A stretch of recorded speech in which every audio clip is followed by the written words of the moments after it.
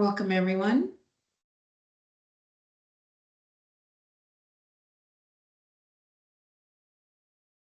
Just give it a minute.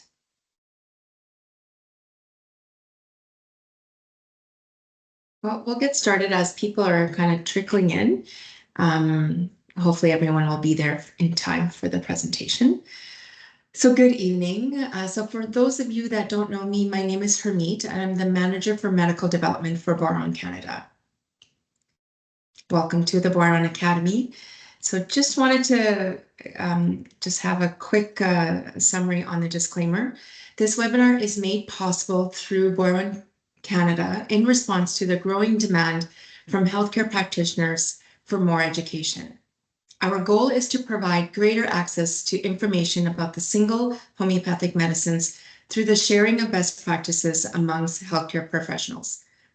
As a manufacturer, Boron does not provide indications for the use of individual single homeopathic medicines.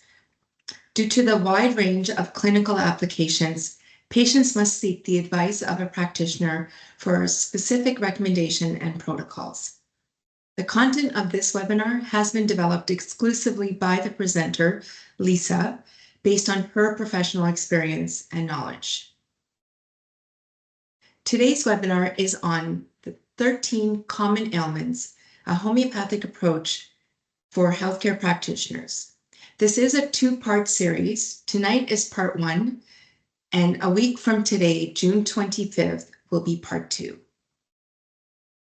So Lisa Heinrichs was inspired by an article written by renowned homeopath Joette Calabrese that urged mothers to become a healer in their family. And that is when she decided to study homeopathy. Motivated, she read books, took courses, and eventually enrolled in the Canadian College of Homeopathic Medicine in Toronto. Her passion deepened while studying under Joette Calabrese at the Academy of Practical Homeopathy in the Pioneer class. By 2022, Lisa had graduated and completed a mastery in practical homeopathy. Lisa is driven to share this gentle, effective medicine globally, encouraging others and letting them know there is another way. So just a little bit of housekeeping.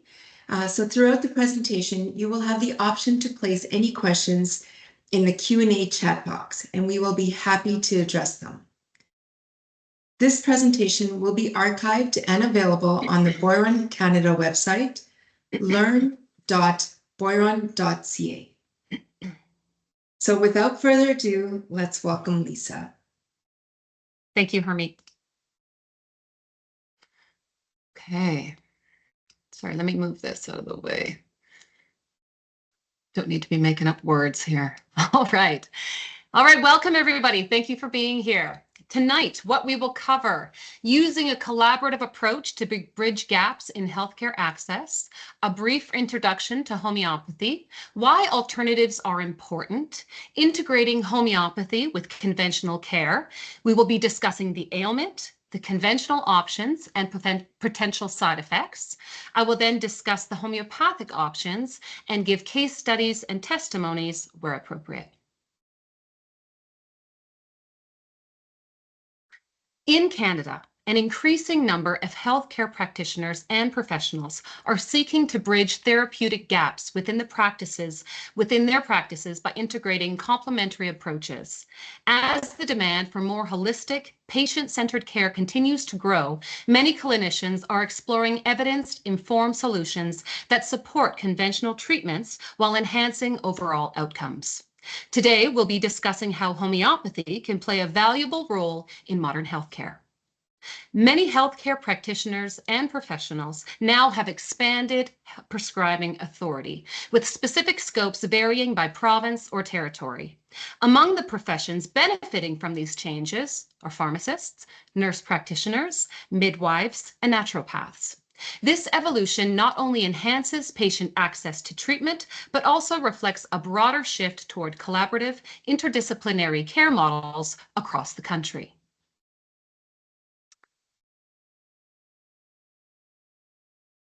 Why a homeopathic approach? Number one, it's unlikely to cause side effects. Number two, unlikely to cause drug interactions. As of this writing, there are no known contraindications with regard to taking homeopathic medicines alongside conventional medications. Number 3, homeopathic medicines are cost effective. This is due in part to their simple production process and the fact that most remedies are not patented, as they are based on traditional, naturally occurring substances. Without the high costs associated with proprietary development and patent protection, these medicines can remain widely accessible and affordable.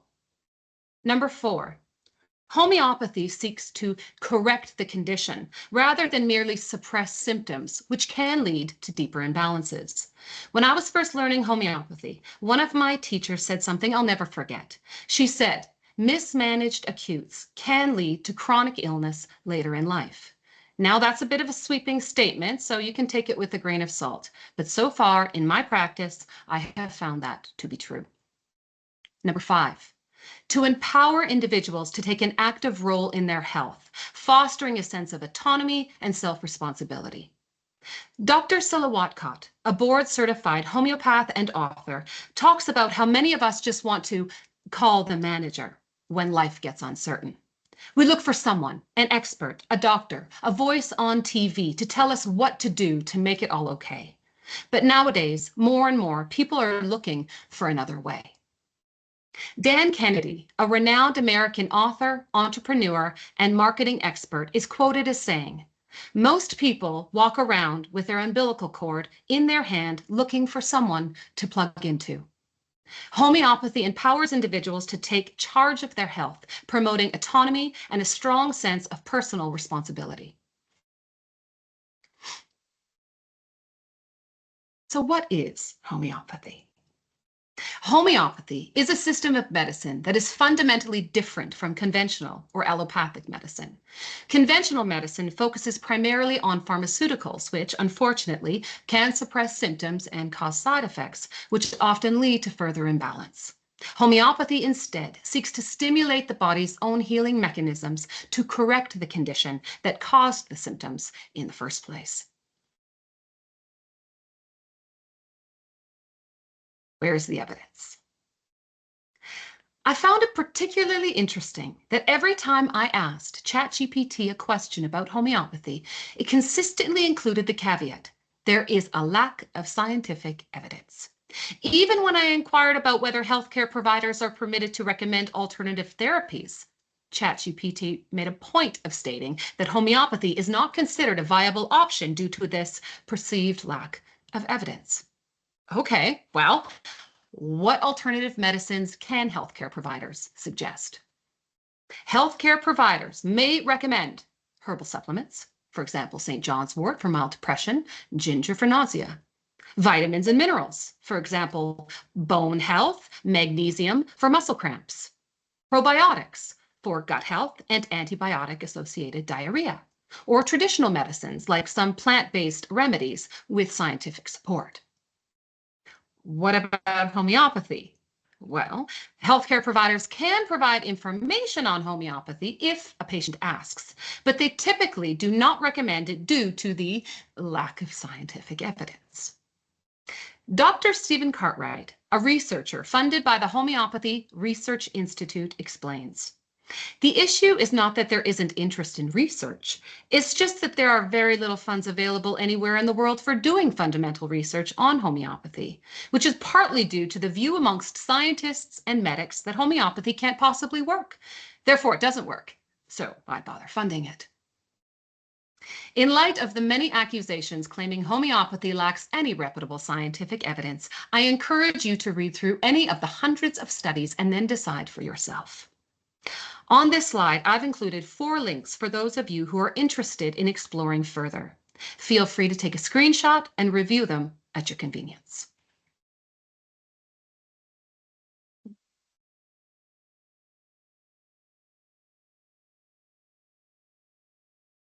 "13 Common Ailments," Part 1, the conventional and homeopathic approach. Now, it's important to keep in mind that many of the ailments I will be discussing are acute representations of a deeper chronic condition. And should the patient be interested, it would be best to seek homeopathic care from a qualified practitioner in order to potentially stop these conditions from occurring again and again. These medicines can be highly effective when applied in the manner that I will be outlining for you today. It continues to impress me how effective these medicines can be and how profoundly they can influence a patient's overall constitution and long-term health. Okay, our first ailment is hay fever or allergic rhinitis. Hay fever, also known as allergic rhinitis, is an allergic reaction to airborne allergens such as pollen, dust mites, mold, or pet dander. It causes cold-like symptoms, but it is not caused by a virus. Conventional treatment include antihistamines, decongestants, nasal sprays. Common medication side effects. Decongestants can cause rebound congestion if taken for more than 3 days in a row, can worsen glaucoma and high blood pressure, can increase blood sugar, can increase the risk of stroke, can worsen urinary conditions, can interfere with the effectiveness of certain blood pressure, epilepsy, heart, diabetes, or thyroid medications, and they can also affect the chronic condition itself. Nasal sprays can cause nasal irritation or dryness, nosebleeds, sore throat or cough, as well as headaches. Antihistamines can cause dry mouth, drowsiness, headaches, dizziness, stomach discomfort or nausea, sore throat, and muscle pain. It continues to surprise me how often clients or patients don't take the time to review the potential side effects of their medications. And when I asked one client about this, she responded without hesitation. Well, it's because we don't believe those things will happen to us.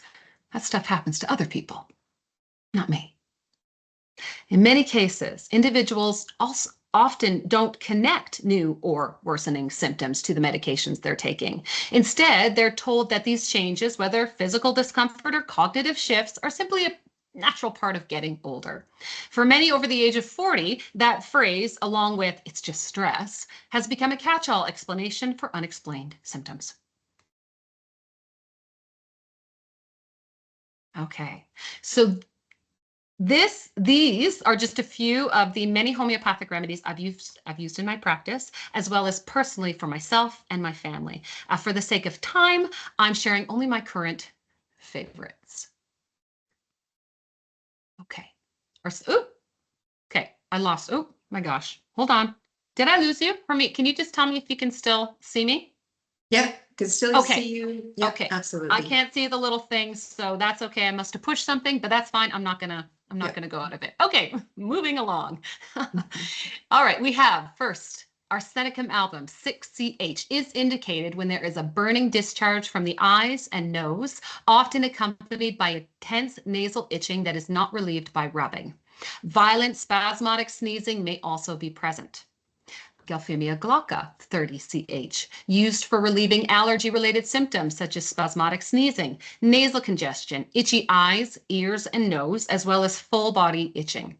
Sabadilla 30C is useful when there is copious watery nasal discharge, spasmodic sneezing, itching in the nose, and red, runny eyes. Natrum muriaticum 6DH. The most striking symptom is a copious nasal flow of clear mucus. The discharge may look like egg whites. There may be sneezing spells,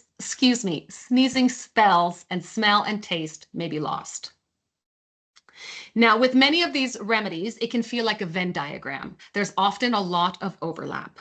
I usually advise my clients to choose the remedy that best matches their current symptoms, give it a chance to act, and we will discuss frequency in the next slide. And if there's absolutely no change, simply try another. And this brings me to the branded boron remedies. Rhine allergy. Rhine allergy is a homeopathic medicine used to relieve symptoms caused by seasonal allergies and environmental allergens, such as sneezing, runny nose, itchy and watery eyes, and scratchy throat. Just used that the other day. Sinusalia. Get the right way? Well, they're both right, but I'm going to do the English. Homeopathic medicine used for relief of congestion and pain due to sinus inflammation. Now, one of the many things I appreciate about boron's formulation, aside from their effectiveness, is the packaging. For newcomers to homeopathy, it can be incredibly helpful. The directions are printed clearly on the box, which removes much of the uncertainty. So often someone may come across a remedy they think could help with something like headaches, and that's a great first step. But then the questions begin. What potency should I choose? How often do I take it? When do I know it's time to try something else? Without guidance, it becomes overwhelming. It's easy to see how someone might think, forget it, I'll just take a pill. The packaging is not only informative, but it's also sleek and familiar looking, very much in line with other over-the-counter medicines. It helps people feel confident that what they're using is safe, effective, affordable, and easy to understand.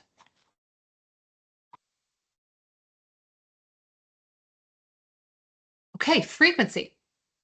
Give 5 pellets of the chosen remedy hourly if severe, and if not so severe, twice daily. If there is zero change after 4 to 5 doses, reassess the symptoms and choose a different remedy. For boron combination medicines, simply follow the directions on the package. And it's important for me to make a note that as soon as symptoms are finished, as soon as the healing is complete, you stop taking the homeopathic medicine. Okay, couple of case studies. Beth and Lisa. Spoiler, Lisa's me. Okay, example 1. All right, I want to share a case about Beth. Beth has severe allergies and she takes medications that unfortunately make her symptoms worse. I visited her at home years ago and she was truly miserable. Her eyes were red and swollen, her ears were intensely itchy, and overall, she just looked exhausted and unwell. She confided in me that she hated taking antihistamines. They made her feel terrible and didn't bring much relief. At the time, I had just learned about a remedy I thought might help. I mentioned it to her and she said, I'll try anything. So I handed her the remedy, explained how to take it, and left. About an hour later, she messaged me. It's like a miracle. All of her symptoms had cleared in just 2 doses. That remedy was Galphimia glauca 30CH. And ever since, Beth never goes without it. Never, to this day, that was years ago. To this day, she always has that remedy with her. The second example is myself. So last spring, I was jumping on the trampoline with my son, and all of a sudden, I start sneezing. That is that annoying sneezing that just doesn't stop. And so my eyes and my nose were running, my nose was itching, and I had no idea what was happening to me because I don't typically suffer from allergies. So having never experienced these symptoms before, I saw it as a valuable opportunity to test some remedies on myself. As a side note, whenever I experience ill health, I view it as a chance to learn.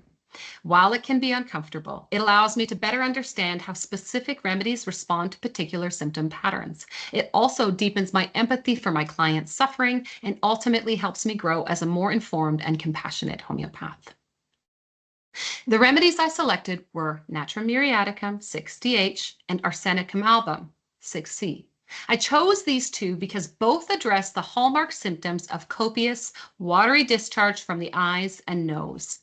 Arsenicum album 6C was specifically indicated to the intense nasal itching that was not relieved by rubbing or scratching. Remarkably, within just a few doses of each remedy, I experienced noticeable relief. And by the 4th dose, I was able to go about my day without needing to blow my nose or sneeze every 30 seconds. It was a relief.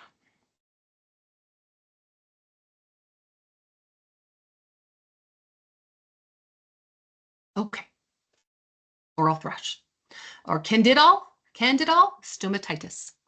Oral thrush is a fungal infection caused by an overgrowth of Candida albicans in the mouth. It appears as white, creamy patches on the tongue, inner cheeks, gums, or throat, and may cause discomfort, redness, or difficulty swallowing. Conventional treatment, the most common and effective treatment for oral thrush, is a medication called nystatin. Common medication side effects: it can cause mouth irritation, can cause upset stomach, nausea, vomiting, diarrhea, and can cause skin rash. Oh, just as a side.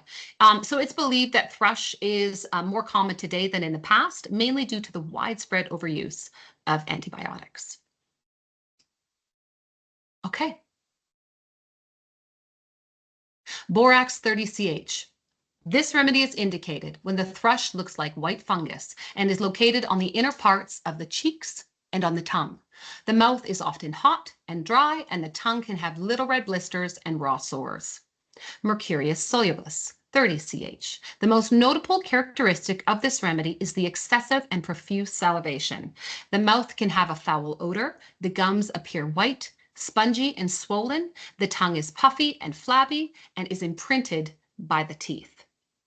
So these two remedies are always the first I consider for mouth conditions like this.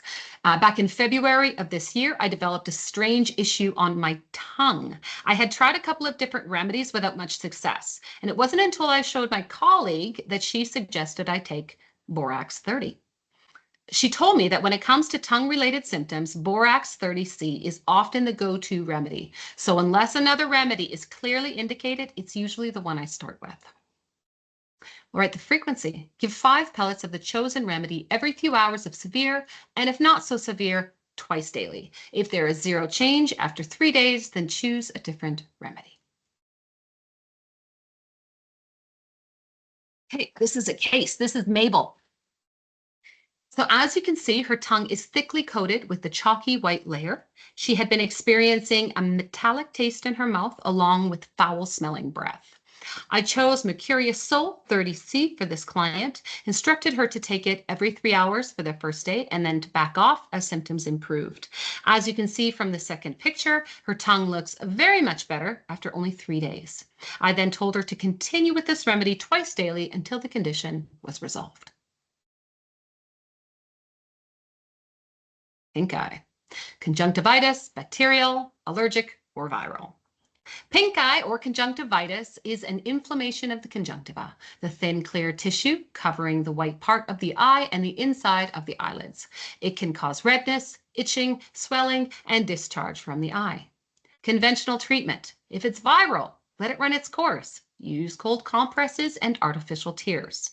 Bacterial, antibiotic eye drops or ointments if necessary. Allergic, antihistamines or avoiding triggers. And if it's an irritant, simply rinse the eye with water and avoid further exposure. Common medication side effects. Hydroxypropyl, methylcellulose, ophthalmic, or artificial tears can cause blurred vision, change in vision, decreased vision, loss of vision, pain in the eye, redness of the conjunctiva, sensitivity to light, throbbing eye pain. Chloramphenicol is an antibiotic and can cause burning, stinging, irritation, itching, redness, blurred vision, or sensitivity to light may occur. The homeopathic approach. Belladonna 30CH. The symptoms come on suddenly. The conjunctiva will be bright red, hot, or have a sensation of heat, and be swollen. Euphrasia 30CH has excessive flow of acrid, watery tears that can burn the face. There is often a sensation of having dust or sand in the eyes. Hypersulphureous calcareum, or hypersulph for 30CH, there is a thick, pus-like discharge. The eye is extremely sensitive to touch, cold air applications, and is made better by warmth and hot applications. Pulsatilla 30CH. There is a thick greenish color discharge that may also be burning and itchy. The discharge tends to glue the eyelids together when the patient first wakes in the AM. The eye feels better with cold application. And Optique 1 eye drops, one of my very favorite things, is a homeopathic medicine used to relieve minor eye irritations such as dryness, burning sensation, redness or itching due to allergens or pollutions, strain, sustained visual efforts, or swimming.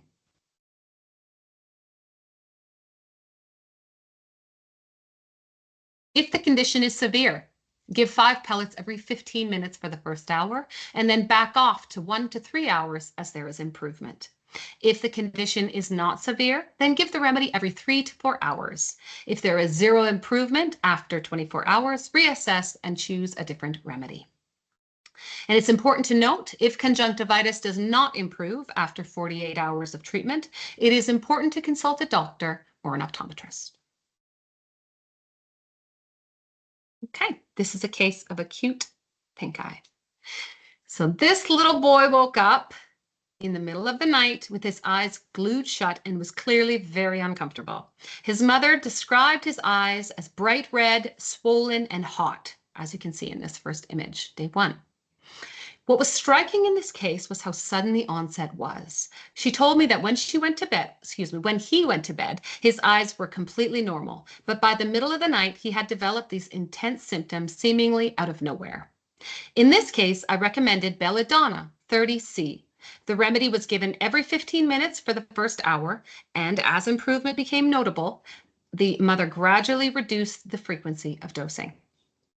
And although I often suggest Optique One eye drops as a supportive care, children often resist putting in eye drops. So the mother and I decided to discontinue them and rely solely on this remedy. By day 3, she had reduced the remedy to twice a day, and by day 5, the condition had resolved completely.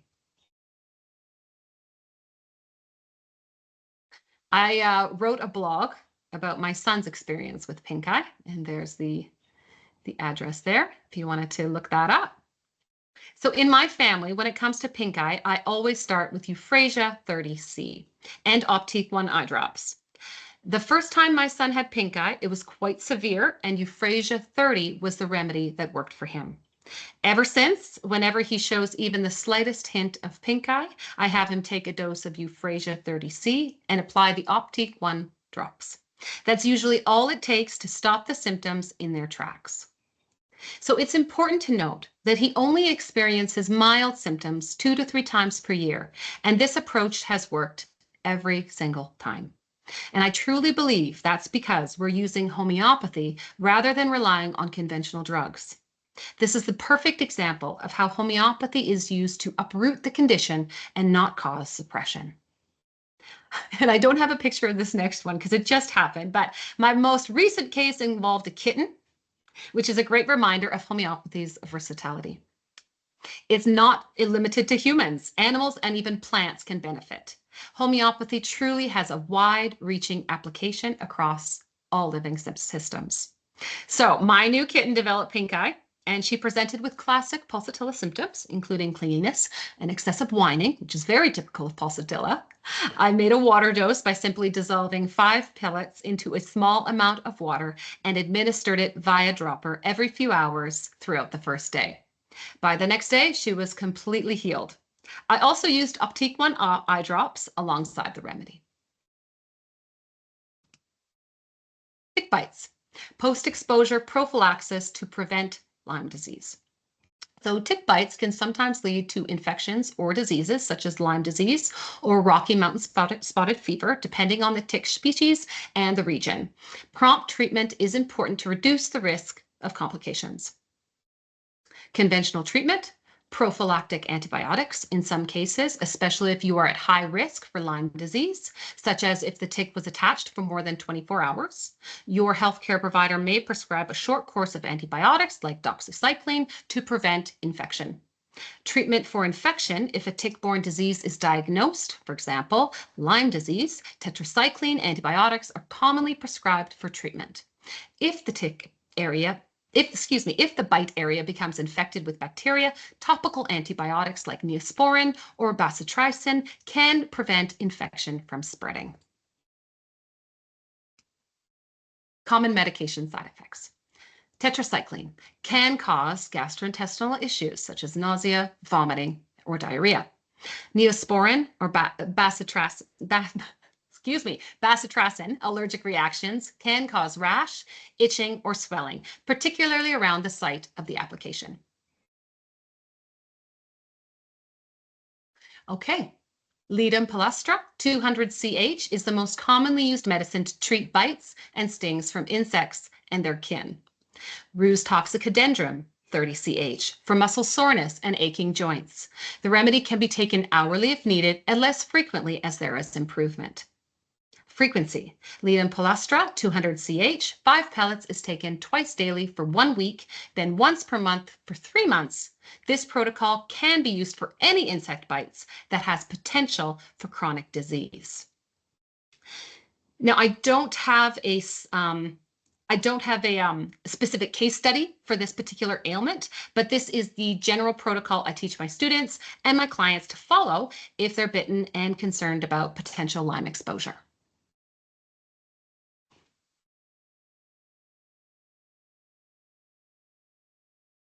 Dermatitis: atopic, eczema, allergic, and contact. Dermatitis is a general term for inflammation of the skin, leading to redness, itching, and irritation. It can have various causes, including allergens, irritants, or genetic factors. Conventional treatments: corticosteroid creams to reduce inflammation and itching, calcineurin inhibitors, nonsteroidal alternatives for sensitive areas like the face and eyelids, moisturizers and emollients help restore the skin barrier, and antihistamine creams to reduce itching.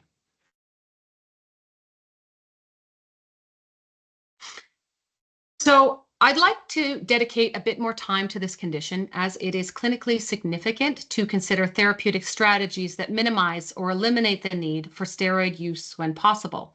And I will also outline the rationale between my strong stance on this approach. I'm going to focus specifically on the eczema aspect of this ailment because it is so common and its conventional treatment with corticosteroids. To begin, I'd like to note that every reputable source I consulted on this condition presented a consistent message. There is no cure for eczema. So I ask you, after 3 months of using the low-strength steroid or 3 weeks of using the high-strength, which is the general ruling on topicals, what is the patient supposed to do? Well, apparently they should take breaks. Unfortunately, when a patient takes breaks, we can run into something called topical steroid withdrawal syndrome. The symptoms of TSWS fall into 2 categories: symptoms that appear while using topical steroids and those that appear after discontinuing topical steroid use, even when just taking a break between treatments. I'm going to reference a website that I often send my clients and students to when they are thinking about or feeling pressured to use topical steroids, and it's called itsend.org, and it's in the bottom right hand of your screen. And it was started by a dermatologist in order to help educate people on the dangers of topical steroid overuse and to provide resources and support for those going through withdrawal. Symptoms that occur before discontinuing topical steroid use: there is a rebound redness between applications, rashes spreading and developing in new areas of the body, intense itching, burning, stinging, failure to clear with usual course of treatment requiring a higher potency topical steroid to achieve progressively less clearing, increased allergic response. Symptoms that occur after discontinuing topical steroid use: skin flushing bright red resembling a sunburn, visible and measurable flaking of the skin appears to be snowing, oozing exudate, skin cycling between oozing, swelling, burning, and flaking, red sleeves, arms, legs become red and inflamed, sparing the palms and the soles, thermal regulation altered, feeling too hot or too cold, hypersensitivity of the skin to water, movement, moisturizer, fabrics, temperature, etc. Nerve pain, sometimes described as sparklers or zingers. Enlarged lymph nodes, edema, eye dryness and irritation, skin atrophy, also manifesting as elephant wrinkles. Hair loss, head and or body. Insomnia and altered body clock. Appetite changes, fatigue, emotional fluctuations, depression, anxiety. Now, I understand that not everyone will experience topical steroid withdrawal, thank God, or red skin syndrome, as it's often called, after stopping topical steroids. However, I feel compelled to use this opportunity to raise awareness because I've witnessed far too many individuals in my practice suffer from these conditions.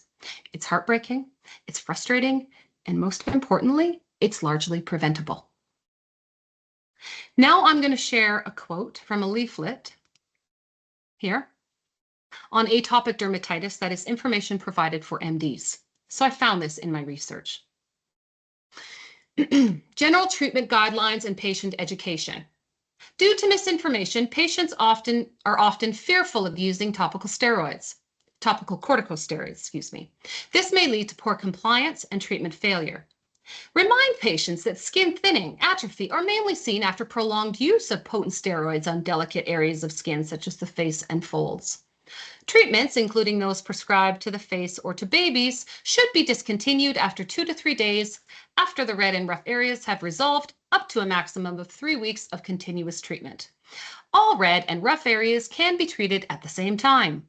Avoid using phrases like apply a thin layer, avoid prolonged use, which is too vague, or discontinue after 7 days, because that may not be sufficient, which may contribute to corticophobia.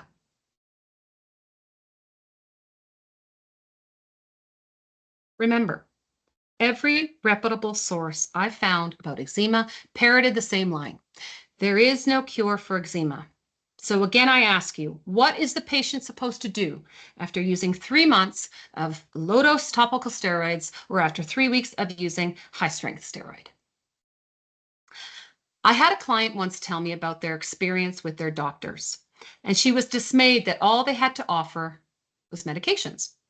And I asked her what she expected. And she said, I expected them to help me feel better and not make me feel worse. The homeopathic approach.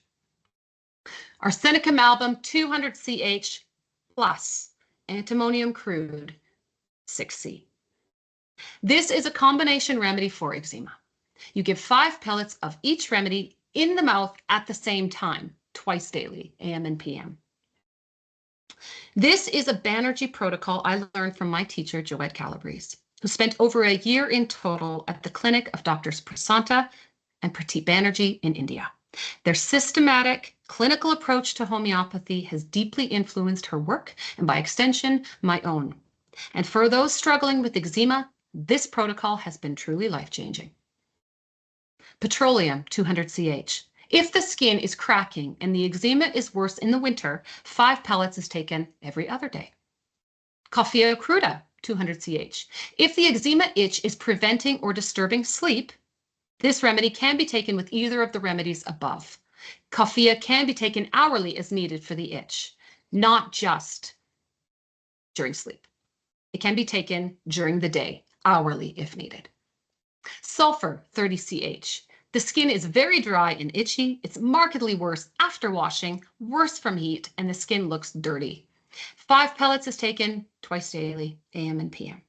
And calendula cream. Very useful on dry patches, cracked or chapped skin, and on erythema, such as sunburns. Love calendula.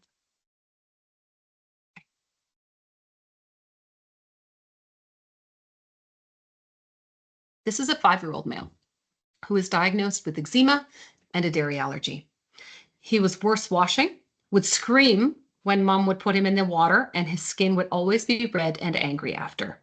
She reported that his bowel movements were extremely foul smelling and that he was a smelly child in general. Mom also reported that he had an overall sour smell and his feet smell rotten. Because his skin was so itchy, it was preventing sleep, and he was a very grumpy child. I chose sulfur 30C twice daily for the skin. Coffea cruda 200C was used as needed when the itching was severe. And I also included another remedy specific for the dairy allergy. The eczema cleared within 2 months. And I just found out from the mother that the dairy allergy has also resolved.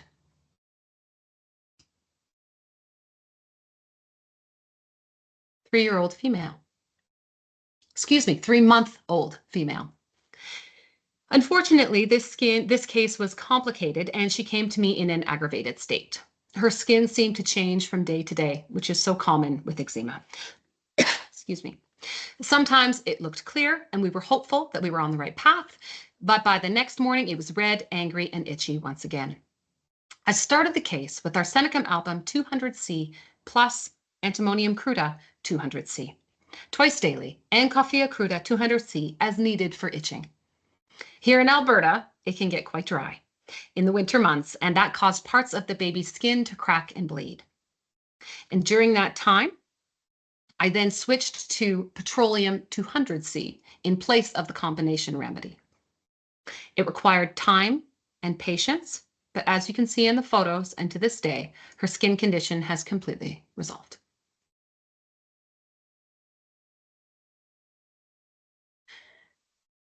So this is a case of a 5-year-old boy. This was one of my first truly challenging skin cases, and I won't go into the full treatment plan as it was quite complex and involved several different remedies over time. I'm sharing it simply to highlight how effective homeopathy can be.